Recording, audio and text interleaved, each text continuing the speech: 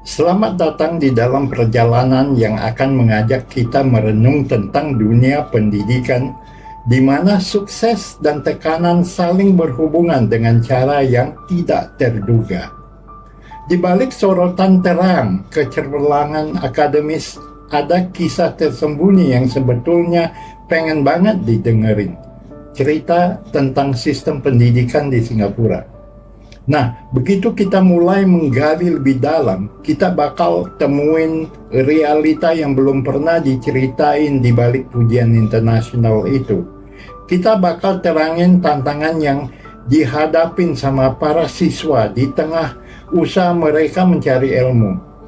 Gabung yuk, sambil kita eksplor dampak harapan akademis yang gak kenal lelah ke pikiran-pikiran muda, dan saksikan usaha Singapura untuk menemukan keseimbangan antara prestasi dan kesejahteraan.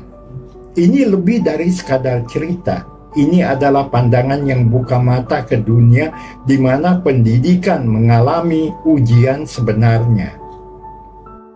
Sistem pendidikan di pulau negara ini mungkin memimpin dalam peringkat internasional PISA, Program for International Student Assessment, yang diakui secara global sebagai standar penilaian kemampuan siswa dalam matematika, membaca, dan sains. Keunggulan Singapura dalam peringkat PISA telah menjadikannya contoh yang diikuti oleh banyak negara di seluruh dunia. Di tengah persaingan global yang semakin ketat, pencapaian ini tidak hanya sekadar prestasi, tetapi juga menjadi panduan bagi negara-negara lain dalam upaya mereka meningkatkan mutu pendidikan. Namun, di balik keberhasilan cemerlang ini, ada cerita yang tak bisa diabaikan. Para siswa di Singapura saat ini membayar mahal atas prestasi global negara ini, dengan jumlah yang semakin meningkat dari mereka yang mencari bantuan psikiatrik saat mereka tertekan oleh beban tak terputuskan untuk mencapai keunggulan akademis.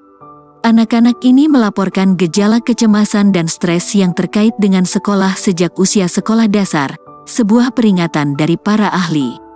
Bahkan, kasus ekstrim telah terjadi di mana siswa-siswa ini merasa terdorong untuk mengakhiri hidup mereka sendiri.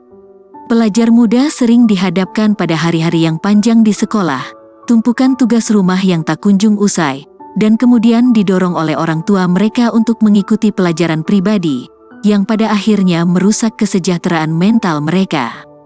Laporan baru-baru ini mengungkap bahwa secara keseluruhan, para siswa di kota ini melaporkan tingkat stres emosional yang lebih tinggi dari rata-rata. Dalam upaya untuk meredakan tekanan di lingkungan sekolah, Singapura sedang menginisiasi reformasi yang mencakup penghapusan sejumlah ujian akademis dan perubahan dalam proses pendidikan yang selama ini kaku. Mereka perlu menemukan keseimbangan antara kegembiraan dalam proses belajar dan tekanan dalam dunia pendidikan dengan mengumumkan beberapa perubahan sistemik. Namun, langkah ini diambil ketika banyak pembuat kebijakan di Asia sedang mengevaluasi apakah tekanan untuk mencapai prestasi gemilang telah terlalu berat bagi para pelajar.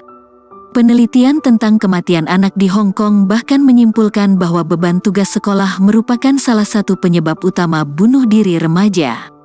Pada tahun 2016 hingga 2017, Jepang bahkan mencatat angka bunuh diri remaja tertinggi dalam 30 tahun terakhir, dengan pejabat mengakui lonjakan setiap tahun pada tanggal 1 September, saat dimulainya tahun ajaran baru.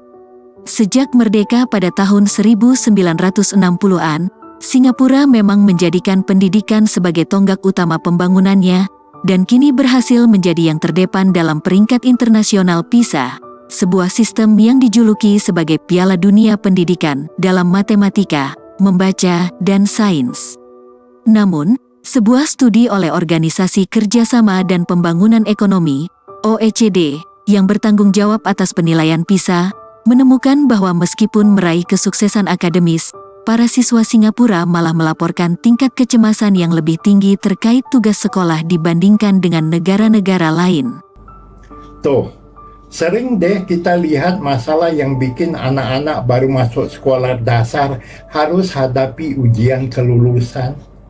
Katanya sih ujian ini penting banget buat orang tua dan guru.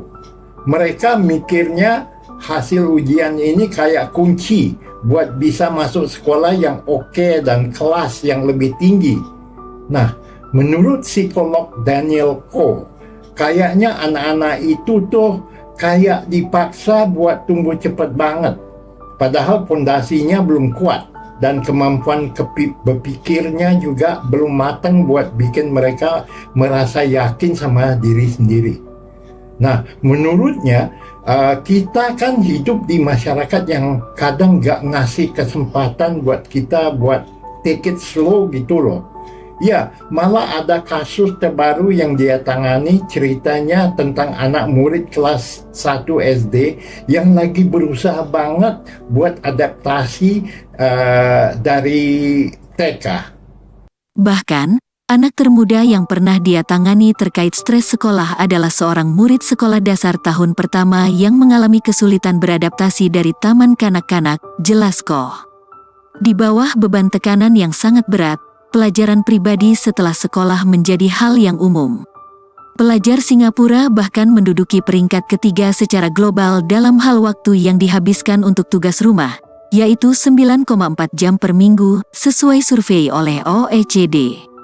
Ketika ujian besar semakin mendekat, kelompok Samaritans of Singapore yang berfokus pada pencegahan bunuh diri, sering melihat peningkatan jumlah pelajar yang mencari bantuan mereka, kata Direktur Senior Asisten, Wong Lai Chun. Pada tahun 2016, seorang bocah laki-laki berusia 11 tahun bahkan memilih untuk melompat ke kematian pada hari di mana dia seharusnya mengumumkan hasil ujian pertengahannya kepada orang tuanya. Dia gagal dalam 2 mata pelajaran. Seorang ahli dari Institut Kesehatan Mental Singapura mengungkapkan bahwa dalam beberapa tahun terakhir, berdasarkan pengalaman klinisnya, ia telah melihat peningkatan jumlah remaja yang berasal dari sekolah-sekolah terbaik dan melaporkan tingkat stres yang terkait dengan dunia sekolah. Menurutnya, fenomena ini mungkin terjadi karena semakin besar keberanian mereka dalam melaporkan masalah yang dihadapi, juga berkat kepekaan konselor sekolah terhadap masalah semacam itu yang kemudian merujuk mereka ke sumber bantuan yang tepat. Rasa cemas yang terkait dengan dunia pendidikan dapat menjadi lebih dalam menjelang periode ujian. Namun, semua reformasi ini mungkin tidak akan berarti banyak jika pandangan orang tua tidak berubah. Bagi Wendy, yang hanya ingin menggunakan satu nama, mengirim putrinya yang berusia 12 tahun untuk mengikuti pelajaran pribadi di samping pekerjaan sekolah adalah satu-satunya cara untuk memastikan keberhasilan. Bocah tersebut mengikuti pelajaran matematika dan sains selama 1 jam dengan seorang guru les yang datang ke rumah mereka 2 kali seminggu, dan mengambil pelajaran di pusat les untuk bahasa Inggris dan bahasa Mandarin 3 kali seminggu. Dia memastikan anaknya benar-benar melakukan revisi. Cindy Ho, Direktur Divisi Perencanaan dari Kementerian Pendidikan, mengatakan bahwa sekolah-sekolah telah aktif melibatkan orang tua untuk menjelaskan bagaimana perubahan ini akan menguntungkan anak-anak mereka dalam jangka panjang. Meskipun demikian, ia mengakui bahwa pandangan yang mendorong anak-anak untuk meraih prestasi tinggi telah tertanam dalam budaya Singapura. Akhirnya, di balik cemerlangnya prestasi pendidikan Singapura yang menghiasi panggung dunia, tergambar pula sebuah kisah yang mengharukan tentang tekanan dan kesejahteraan para pelajar. Nah, begitulah kisahnya yang kita temukan di balik tirai pendidikan. Udah pada lihat kan, suksesnya prestasi pendidikan di Singapura ini enggak cuma tentang angka-angka doang. Di balik itu semua ada anak-anak yang mesti ngerasain tekanan yang kadang berat banget loh. Jadi kita ngerti, di tengah sorotan kejayaan akademis, ternyata ada cerita yang perlu kita dengarin nih. Dan perjuangan ini Singapura nggak cuma mencoba ngejar prestasi aja, tapi juga berusaha buat nyari keseimbangan yang lebih sehat antara keberhasilan dan kesejahteraan. Nah, gimana enggaknya? Ini nggak cuma cerita biasa, tapi pandangan yang bikin kita lihat pendidikan dari sudut pandang baru. Jadi siapapun yang bilang pendidikan cuma soal angka, bisa dibilang mereka cuma belum lihat sisi lainnya kan? Nah, begitulah kisah yang kita temukan di balik tirai pendidikan. Udah pada lihat kan suksesnya prestasi pendidikan di Singapura ini nggak cuma tentang angka-angka doang. Di balik itu semua ada anak-anak yang mesti ngerasain tekanan yang kadang berat banget. Jadi kita ngerti, di tengah sorotan kejayaan akademik ternyata ada cerita yang perlu didengarin. Dari perjuangan ini, Singapura nggak cuma mencoba ngejar prestasi aja, tapi juga bersama untuk mencapai keseimbangan yang lebih sehat dan keberhasilan dan kesejahteraan.